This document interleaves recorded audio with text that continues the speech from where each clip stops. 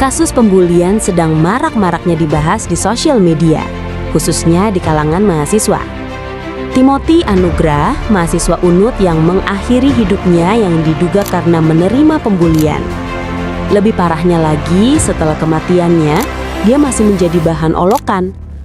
Namun, muncul pertanyaan baru, apakah pembulian meningkat karena efek dari sosial media? Atau apakah media sosial memperparah kasus perundungan di kalangan mahasiswa?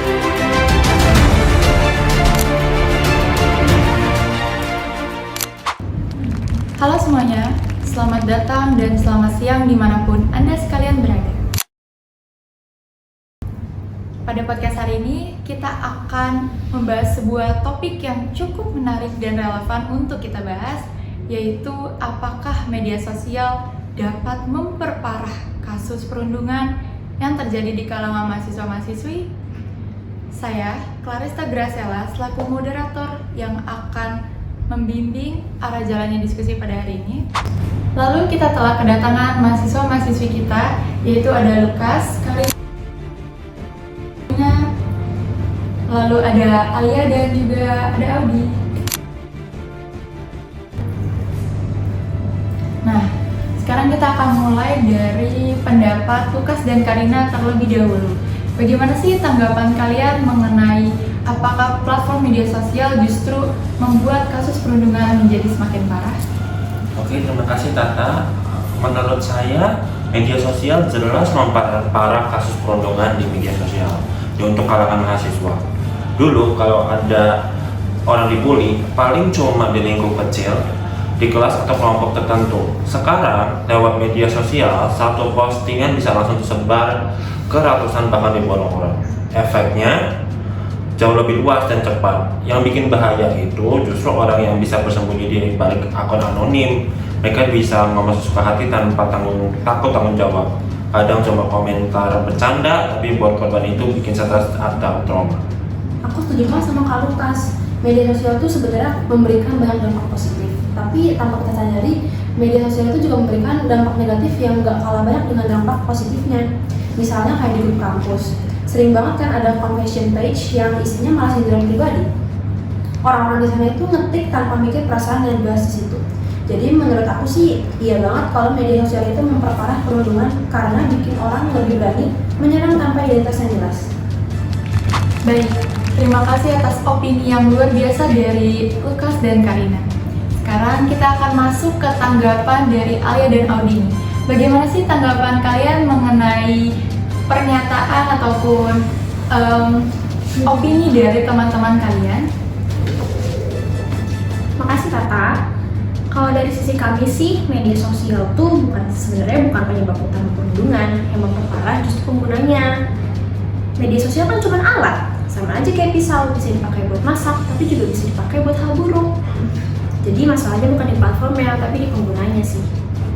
Benar banget. Media sosial malah sering dipakai buat hal-hal positif. Contohnya kampanye anti-bullying, banyak mahasiswa di kolom komentar yang saling mendukung. Kalau kita fokus ke hal-hal itu, justru media sosial itu jadi hal yang positif. Oke, baik. Dua-duanya punya pandangan yang sangat menarik. Lalu kita akan masuk ke tahap selanjutnya yang tidak kalah menarik, yaitu bagian saling menanggapi. Lukas dan Karina, bagaimana sih tanggapan kalian mengenai opini dari teman-teman kalian? Boleh dipersilakan. Aku paham sih maksud kalian, tapi tetap aja di lapangan tuh terjadi banyak hal negatifnya. Kamu bilang media sosial bisa jadi tempat kampanye positif, tapi yang paling sering trending malah gosip, hujatan, atau drama kampus. Orang lebih tertarik lihat ributan daripada hal baik. Akhirnya korban perundungan makin terasa terpojok. Aku ngerti maksud kamu, tapi justru karena itu kita perlu lebih aktif buat melawan tren negatif itu. Kalau semua orang cuma bilang, ya udah, yang viral udah pasti buruk, berarti kita nyerah dong. Padahal kita bisa ikut bikin konten positif biar algoritma bisa tahu kalau orang-orang juga lebih suka hal baik. Jadi tetap balik kesadaran penggunanya sih, bukan platformnya. Masalahnya Alia, nggak semua orang tuh punya mental sekuat kamu. Ada mahasiswa yang baca satu komentar buruk satu kali aja, tapi efek itu bisa berhari-hari. Belum lagi kalau dia tuh jadi bahan lucuan di story teman-temannya. Kadang tuh satu emoji aja bisa bikin orang diejek loh. Aku setuju sih itu bisa nyakitin, tapi solusi terbaik bukan nyalahin media sosialnya. Justru kita harus membangun literasi digital yang lebih kuat. Sekarang banyak kampus, termasuk kampus kita, yang mulai bikin seminar tentang etika bermedia sosial. Menurut aku itu langkah bagus. Kalau dari awal mahasiswa paham batasannya, kasus perundungan online bisa lebih terkendali. Tapi seminar itu kadang cuma formalitas, begitu selesai orang balik lagi ke perilaku lama. Kamu tahu kan, banyak akun kampus yang masih sering jadi tempat tidur orang lain secara anonim tanpa aturan tegas dari kampus atau kontrol sosial. Kasus kayak gitu susah banget dihilangkan. Nah, kalau gitu masalahnya bukan dari platform, tapi di penegakan aturan. Kampus dan admin media sosial kampus harusnya punya sistem pengawasan yang lebih kuat. Jadi bukan menutup medianya, tapi memperbaiki pengelolaannya. Iya sih benar, tapi kalau udah kebablasan tuh kerusakannya kadang nggak bisa diperbaiki. Korbannya udah malu, kehilangan semangat kuliah, bahkan ada yang pindah jurusan dan lebih parah dia bisa berhenti kuliah. Media sosial itu mempercepat proses pengaturan mental itu. Makanya kami berdua setuju kalau media sosial memperparah perundungan karena efeknya itu lebih luas dan lebih cepat. Tapi di sisi lain, banyak juga korban perundungan yang akhirnya bangkit lewat media sosial. Mereka cerita, mereka dapat dukungan, bahkan mereka bisa membantu sesama yang memiliki pengalaman yang sama. Jadi tergantung gimana media sosial itu dipakai. Kalau kita mau jadiin media sosial itu tempat saling dukung, itu bisa banget.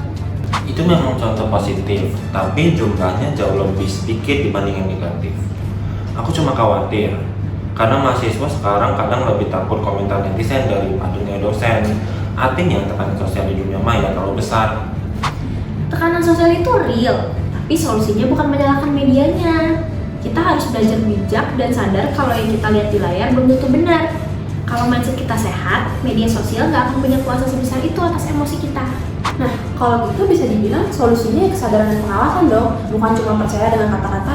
Nanti orang bakal sadar sendiri, karena manusia itu kalau tanpa aturan gampang banget lepas kontrol. Setuju sih.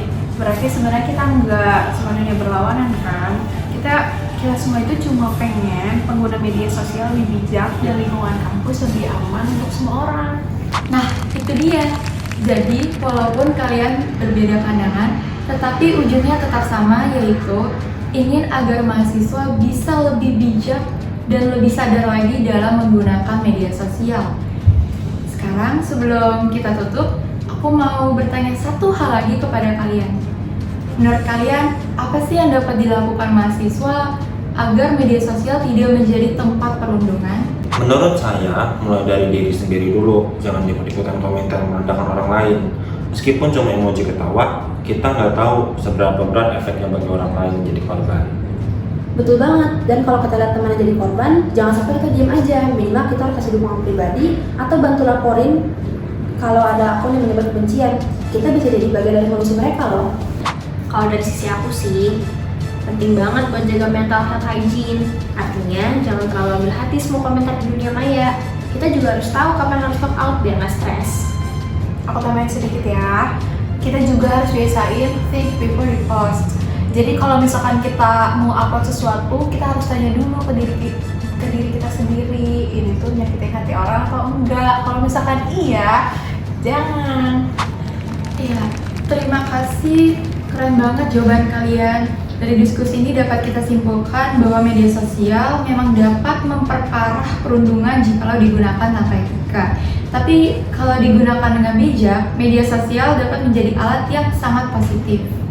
Jadi semuanya kembali lagi ke kita sebagai pengguna, apakah kita dapat menggunakan media sosial dengan bijak atau tidak. Terima kasih Lukas, Karina, Alia, dan Audi untuk diskusinya hari ini. Semoga setelah ini kita semua dapat lebih bijak lagi dalam bermedia sosial, bukan untuk menjatuhkan, tetapi untuk saling mendukung.